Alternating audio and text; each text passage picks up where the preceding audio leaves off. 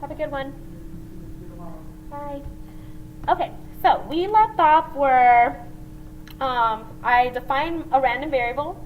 I said that x was the number of red Skittles. And so the problem is asking what's the probability that we get at least 17. Okay, now that is a probability that we would find if it was about just one sample, right? But we're saying that we just have a given bag of 58. And so what's the chances that if I had any 58, right, where n is 58, what's the chances that at least 17 are going to be red? And so I'm using a sampling distribution in this case, right? And so my sample proportion for the 17 is going to be 0.293. And so really the question that we are asking, because we're using the sampling distribution for proportions, is what's the probability that the sample proportion is going to be at least 29.3%. Okay, now this is just the normal model. Okay, so let me go ahead and draw a picture so we know what area we're looking for. So here is my normal model, and the mean is 0.2, so that's the center. Now we're specifically looking for all of the sample proportions that are above 0.293, right? And so that's the area that I want, right? Old school way would have been, okay, so I'm going to go into my z table, and I'm going to find, oh, not my z table, first find z score, right? So I would take this, subtract it from the, subtract the mean, and then divide by the standard deviation, and then I have a z score. Then I would look at the z score, and then I would find the area below, and then I would take that area below, subtract 1, and then find the area that is above. Okay, now we now have the normal distribution, CDF on a calculator, so that's what I'm going to do. And so for that one, I need a lower bound. Well, my lower bound is that 0.293. And then I want all the area above, and so the upper bound is infinity, some really big number. And then my mean is 0.2, and my standard deviation is 0.0525. Okay? In red, I'll label again what all these were. That's my lower bound, that's my upper bound. These are determined by basically what area I want to find in the normal model. There is the mean, and then there is the standard deviation. Okay? That's how you have to input it in the calculator. Once I have that, then I get to go straight to my calculator and input all that information. Okay, now it's important that we know how to do it by hand. So if you're at a point where you don't remember how to do the z-score stuff, looking at the table, then it would be a good time to review your chapter 5 notes, right? Maybe watch the chapter 5 video again, and if you have any questions, then you of course are going to ask your group, and you're going to ask me. So how to get here, second distribution, normal CDF. Our lower bound is 0.293. Our upper bound is a big number, infinity, right? So I'm just going to put a 1 and a bunch of zeros. And then our mean is 0.2, right? That's our mean of sample proportions. And our standard deviation of sample proportions is 0.0525. Enter, enter, and the probability is 0.0382. What is the probability that given a large bag of Skittles with 58 candies, we get at least 17 red? 3.82%. And that's it. Okay. So let me go ahead and do our last two examples, and then we'll be done with the first half of notes for this chapter. Okay. So smoking. Public health statistics indicate that 26.4% of American adults smoke cigarettes. Using the 68, 95, 99.7 rule, describe the sampling distribution model for the proportion of smokers among a randomly selected group of 50 adults. Be sure to discuss your assumptions and your conditions. Okay, So, identify all your important information. There is my population proportion, 26.4%. Here's N is 50. Q is going to be the complement of 26.4%, and so that's going to be 0.736. So let me just go ahead and identify it because it's going to be useful for me later. The mean of all my sample proportions is going to be the same as the population proportion, so the 26.4%, and then the standard deviation, right? And so this is where I got to go into my formula, P times Q over N. I made that be too big, so let me just clean that up right now. Okay, so plug my information in. So we have P is 0.264 times Q, 0.736 over N, which in this case is 50. Okay, and then let's go ahead and plug that into a calculator. 0.264 times 0.736 divided by 50. Take the square root, and I have 0.0623. Go to 4 decimals. Okay, cool. Identified all the important information. Now, before I can do anything, right, I have to check my conditions. Because what I need to recognize is that now I have this sample, right? And so I'm wondering, would I be able to use the normal model for this situation using the central limit theorem, okay? And so let's go ahead and check the conditions. So the first thing that we want to do for the conditions, let me just label that. So these are my conditions. Step 1. So first I have to check if they're independent, and we do that with the 10% condition. Okay. So what we have is 50, right? And basically, or N is 50, so we want the population to be 10 times 50, which is 500. Okay, now looking at this, we can say that there is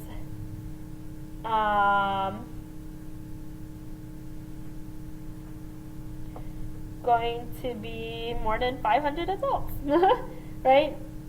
In the population, there are more than 500 adults in the population, and at that point, that's where we can basically say that each person is independent from the next. Okay. Second thing we want to check, we have to make sure that we have a big enough N, and so we check our success and failure condition. Okay, so N times P, which is going to be 50 times 0.264, which is, let's see, 50 times 0.264 is 13.2. That is at least 10, so we're good there. We have at least 10 successes, so 10 smokers, and then we have 50 times 0.736, so non-smokers. We are going to have 36.8, which is at least 10. So we have at least 10 successes and at least 10 failures, and we're good. And then the last thing is that we want to make sure that we have some type of randomization, and very nicely it said that smokers were randomly selected, right? And so this was a simple random sample check. Okay, all conditions have been met. Right, so I would like you to always write this sentence out. So we're going to say all conditions have been met to use the normal model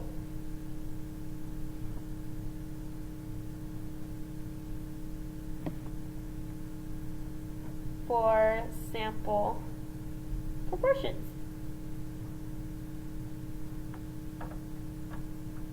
Okay, our actual model is the normal model, where the mean is 0.264 and your standard deviation is 0.0623.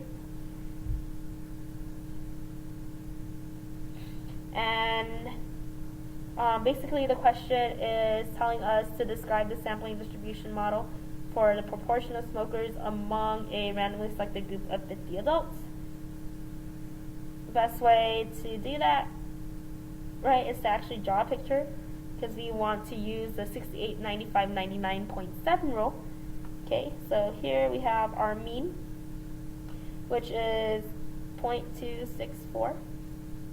And then 1 standard deviation above, 2 standard deviations, 3 above, 1 below, 2 below, 3 below.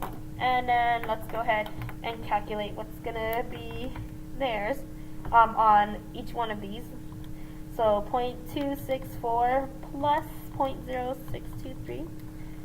So we have 0.3263 add 0.0623. This one, I'm going to put it on top, 0.3886, and then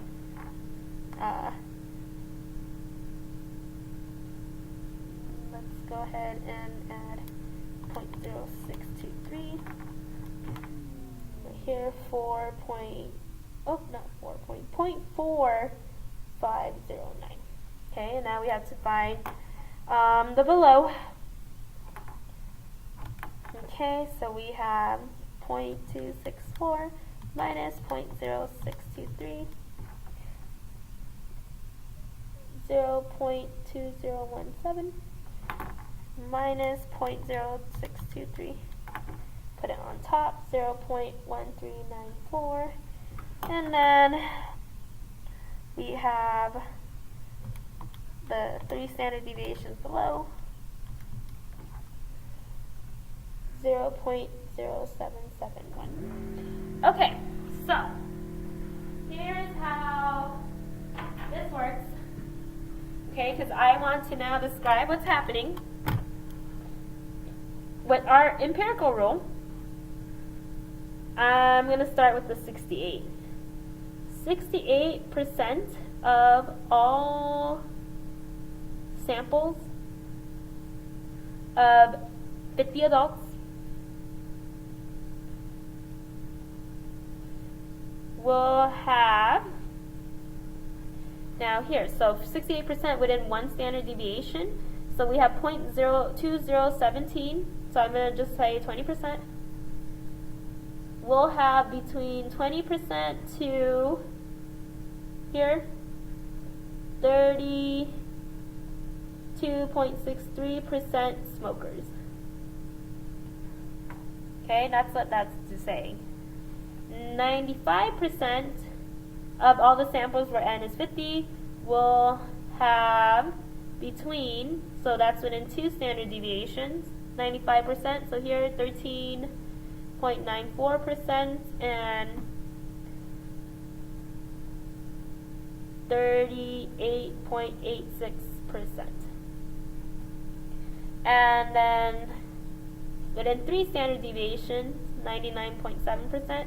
So 99.7% will have between 7.71% and 45.09% smokers. Okay, and that is the model that you're using. Okay, so let's go ahead and do another example. Let's move this up. Vision. It is generally believed that nearsightedness affects about 12% of all children. A school district has registered 170 incoming kindergarten children. Part A. Can you apply the central limit theorem to describe the sampling distribution model for the sample proportions of children who are nearsighted? Check the conditions and discuss any assumptions you need to make. Part B, sketch and clearly label the sampling model based on the 68, 95, 99.7 rule. So that's what we did above. So A and B is what we did above. And then part C, how many of the incoming students might the school expect to be nearsighted? And then we want to explain. Okay, so let's go ahead and start by identifying all of my pieces. So we know that in this problem, P is 12%, which means Q is going to be 88%, N is 170, and then the mean of all of my sample proportions will be the true population parameter, which is 12%, and then the standard deviation, that's what we need to calculate, will be P times Q over N. So P is 0.12, Q is 0.88, N is 170. Okay, so let's calculate that. 0.12 times 0.88 divided by 170, and then I gotta take the square root, and I get 0.02492. Okay, cool. So identified all important information that I need. Now I'm going to go ahead and do part A, which is our conditions. Okay, 10% condition is the first one. Okay, so my N in this situation is 170. So N times 10 is going to be 1,700. Okay. There are more than 1,700 kindergarten children. And then we're good there. Next condition, right, we want to make sure that N is big enough, and what we check with that is our success failure condition. Okay, so there has to be at least 10 successes and at least 10 failures, so N times P. That's going to be 0.12 times 170, 0.12 times 170, 20.4, and that is at least 10, so we have at least 10 successes, and then at least 10 failures is N times Q, so 0.88 times 170, and that gets us 149.6, at least 10 failures. Okay, cool, so that has been met. Third thing, we need some form of randomization to make sure that our samples aren't biased. Now, a school district has 170 incoming children. Okay, so that is not something that we randomly sampled from all across the country. Maybe get this kindergartner, randomly do that. Nope. We have 170 coming in, right? So I can't yet say simple random sample. What I need to do is say that that sample of 170 is going to be representative of the entire population. So we're going to assume that these children, that 170, are representative of all incoming kindergarten children.